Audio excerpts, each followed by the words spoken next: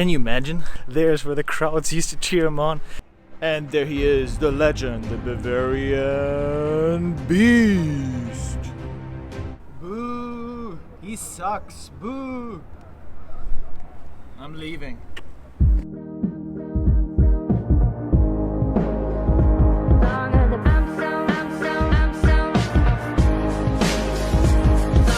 My name is Mohammed. I'm born here.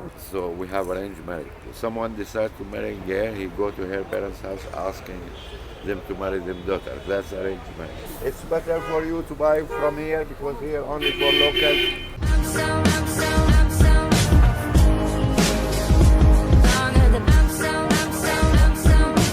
Here we coming to the second-hand market. Anything you imagine you can find still here as a second-hand.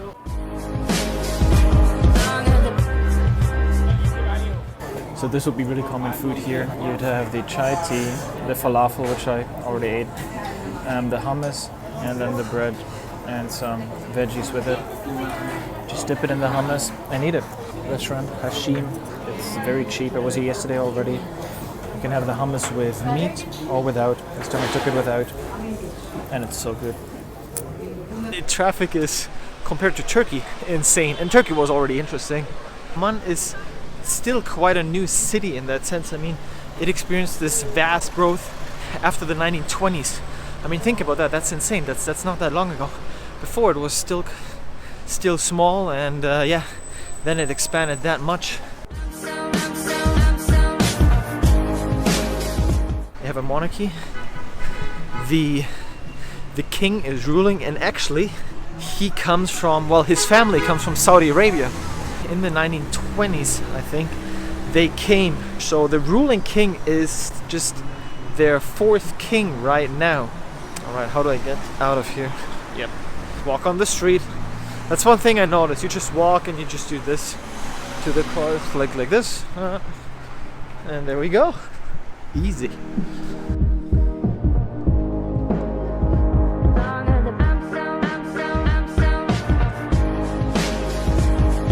Okay, another grave, as I had such a great experience in the last one I've been in. Check it out right here, where I fell into a grave in Turkey. Let's check out this one. So this is super old. Crazy. Whoa. And once again, I'm alone. I'm always alone in graves. 2250 before Christ. That's really old. I think this is the way where I came from. Let's check it out. A bit dodgy.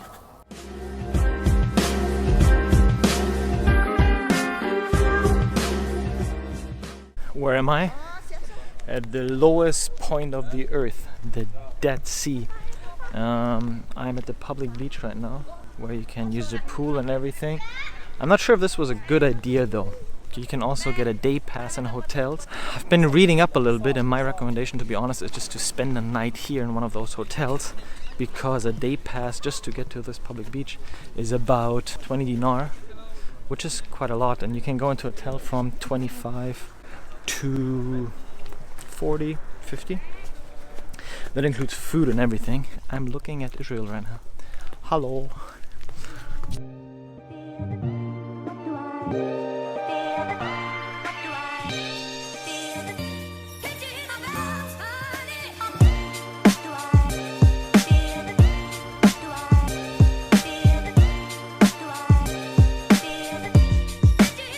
Okay, let's check it out. It's nice and fresh. Ooh, okay, yeah, it is fresh. You know that point for guys when it's getting fresh? Okay. Alright, let's see if this works. And I'm floating. Yeah, it's true. Floating.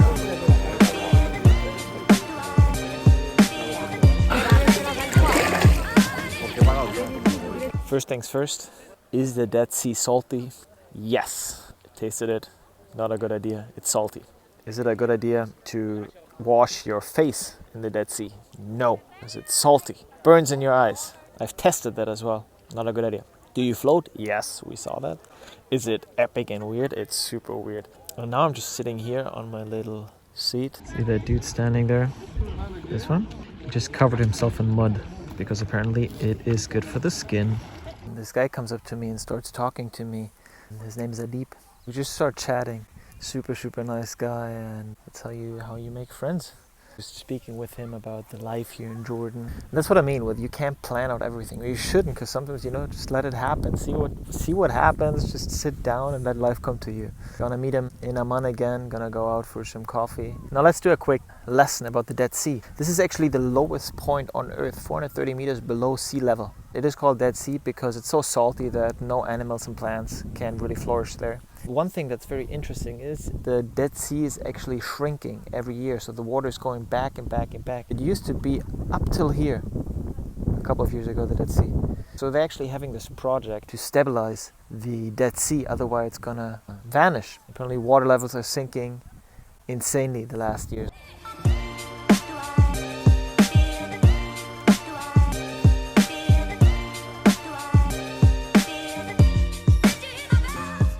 And good morning, Amman. It's another beautiful day. Well, not too beautiful, it's supposed to rain later, but oh well. I'm gonna head to the Jordan Museum.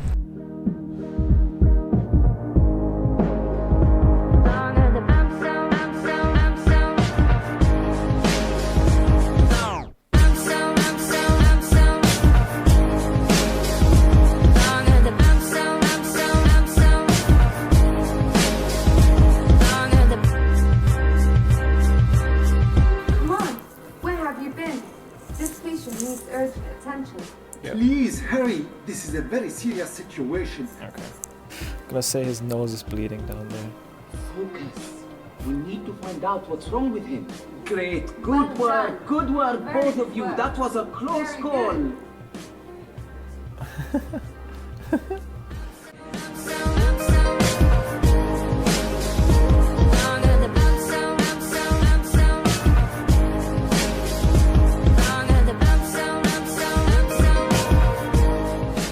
Guess what I found? The gun shops. This one local told me that when people are happy and celebrate, they shoot guns in the air, so that sounds interesting. He was like, yeah, if you hear gunshots, don't worry. It's just people shooting in the air. I'm like, okay, that sounds very reassuring. So is Jordan actually safe? Well, I guarantee when you arrive here, you will have a weird feeling, especially walking around downtown. It's loud, it's crazy, cars are honking, people are loud, it seems like they're yelling at each other, and you most likely will think it's a little bit unsafe. But that's definitely not the case. It's actually very low criminality. It's absolutely safe. People are super friendly. I think the thing what gets the most people here and what makes them feel weird is that it's so uncommon to the most of us. And because it's so uncommon, we feel weird and maybe a little bit unsafe. I mean, definitely happened to me, and I always experience that when I go to countries that I don't know a lot about and that are very foreign to countries I've been to before. So when I arrived here, it was a complete information overload, and I walked around, but I was a little bit unsure, and you know, it got dark, and I was walking around and didn't know exactly if it was a good idea to walk here and there. There was light, but still not a lot of people. And after a day or two, you know, getting accustomed to the way here, absolutely fine. You realize you can walk around, absolutely no problem. People are so friendly, they greet you all the time and are happy that you're here. Always you hear, welcome to Jordan, and just absolutely friendly people, friendly country, and it is absolutely safe. Nothing to worry about here, but I will guarantee this country is gonna shock you in the beginning. It is crazy.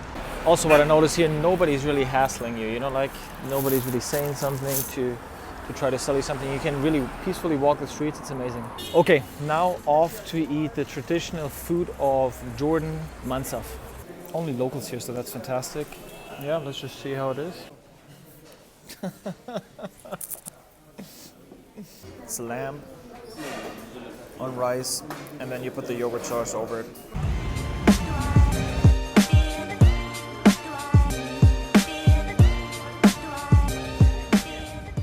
I'm gonna be looking for a shared taxi now, and then the local bus to Jerash, an old city. I don't really know a lot about it, so let's find out more. The shared taxi? Have JD? With them. Yeah. I don't know if that works. So I'm in Jerash. That's an hour away from Amman. This is one of the best preserved Roman cities in the world.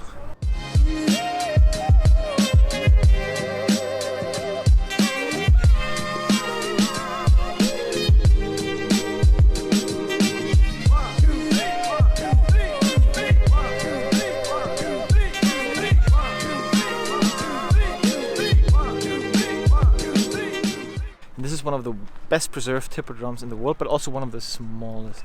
Can you imagine? This is so insane. Like, I'm walking here and there were like these racers back in the day. There's where the crowds used to cheer him on. And there he is, the legend, the Bavarian Beast. Boo! He sucks. Boo! I'm leaving. Baby, hit it.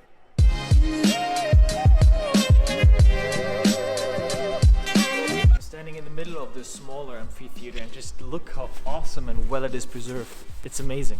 It's beautiful. And again, I'm the only one.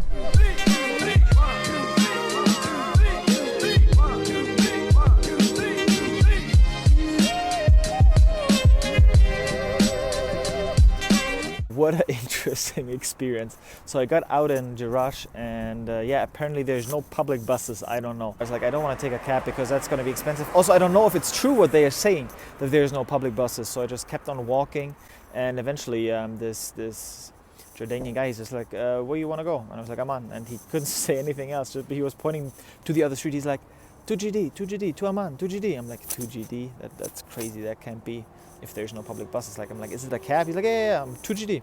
So I went there, yeah, for 2GD. I get in the car. It's a shared taxi. At first I'm thinking, this is shady. For 2GD, this can't be true. But yeah, and now I'm here at the Blue Mosque, King Hussein Mosque. I'm gonna check it out and then head back to downtown Amman.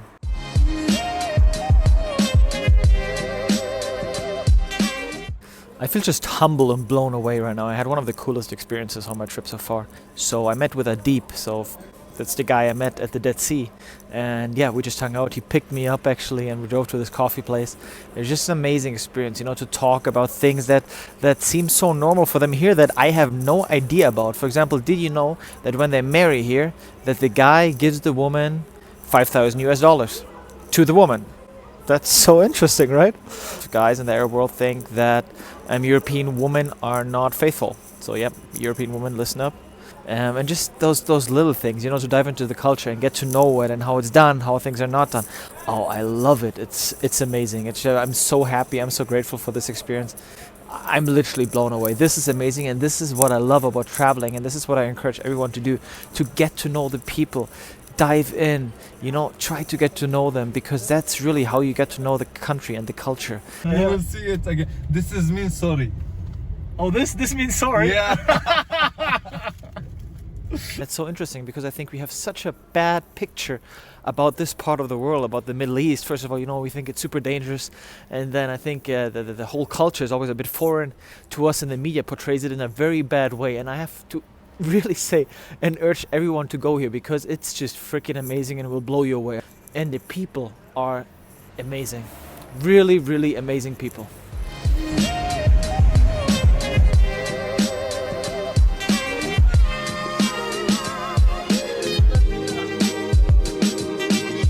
I'm sick. Please subscribe so I can get better and make more videos.